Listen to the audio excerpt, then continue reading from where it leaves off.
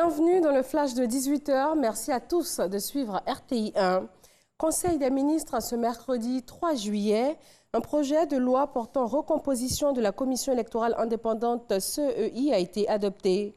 Le Conseil a aussi décidé de la prorogation de la validité des cartes nationales d'identité jusqu'au 30 juin 2020. Un extrait du compte rendu de ce Conseil des ministres. Le Conseil a adopté un projet de loi portant recomposition de la Commission électorale indépendante. Le présent projet modifie la loi relative à la composition de la Commission électorale indépendante. Il apporte un meilleur équilibre dans la composition des organes de la Commission centrale, du bureau et des commissions locales. Ainsi, l'on note désormais un représentant du président de la République, un représentant du ministre de l'Intérieur, 6 de la société civile, un représentant du Conseil supérieur de la magistrature, 3 représentants des partis au pouvoir, 3 représentants des partis de l'opposition, ce qui fait les 15 membres. Les deux plus gros producteurs de cacao au monde que sont la Côte d'Ivoire et le Ghana, ainsi que les chocolatiers et les autres acteurs de la chaîne de valeur du cacao sont en conclave. Ils veulent affiner leur stratégie pour la mise en œuvre des accords d'Accra. Ils prévoient un prix plancher de 1 500 000 francs CFA pour la tonne de cacao et la suspension de la vente de la récolte 2020-2021.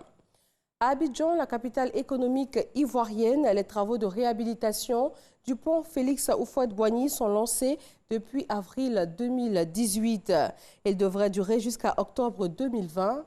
À mi-chemin de ce délai où en sont les travaux, le ministre de l'Équipement et de l'Entretien routier s'est rendu sur le chantier.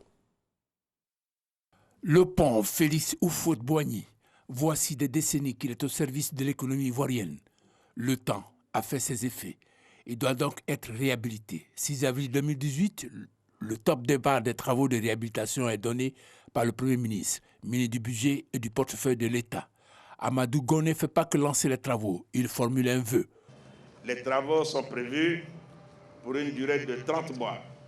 Mais je voudrais me permettre de demander aux entreprises d'essayer de faire en sorte qu'en tout état de cause, nous puissions donc inaugurer ces travaux avant octobre 2020.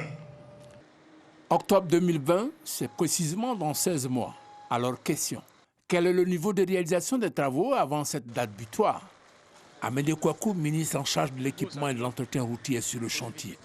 Le docteur en génie civil écoute, s'informe sur la marche des travaux, échange avec les principaux responsables du chantier pour s'assurer que le pari sera tenu. Sur la question du délai, les responsables du chantier sont formels. On est dans une bonne phase, beaucoup de mise au point technique. Il fallait bien connaître le terrain et ça a été les investigations qui nous ont conduits aujourd'hui. Et tout est planifié pour tenir l'objectif. Ce pont a 7 appuis et ces 7 piles, on doit donc les renforcer. Nous sommes sur l'un des appuis. Sur les 4 premiers, il y a 3 qui sont en train d'être réalisés, il y a 2 qui ont été déjà bétonnés. Nous pensons que les travaux avancent bien. Ce que les Ivoiriens attendent, c'est que les travaux aillent très vite. Pour l'heure, le niveau de réalisation est de 35%. Coût total des travaux, plus de 30 milliards de francs CFA. Sur le continent, au Kenya, attaque contre l'université de Garissa en 2015.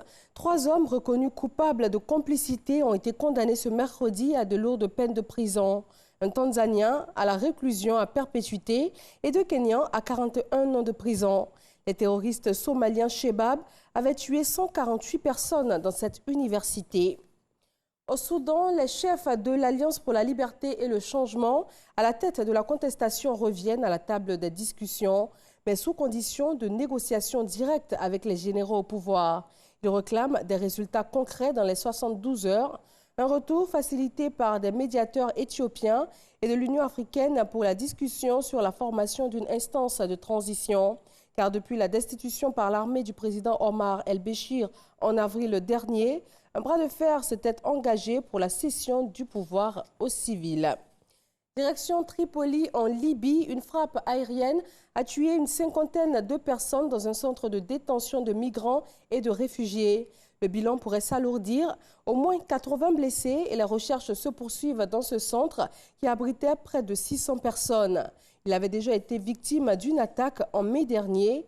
Aucune revendication pour l'heure. Merci à tous de vous informer sur RTI 1. Vous pouvez nous suivre également sur les www.rti.ci. À tout à l'heure, 20h.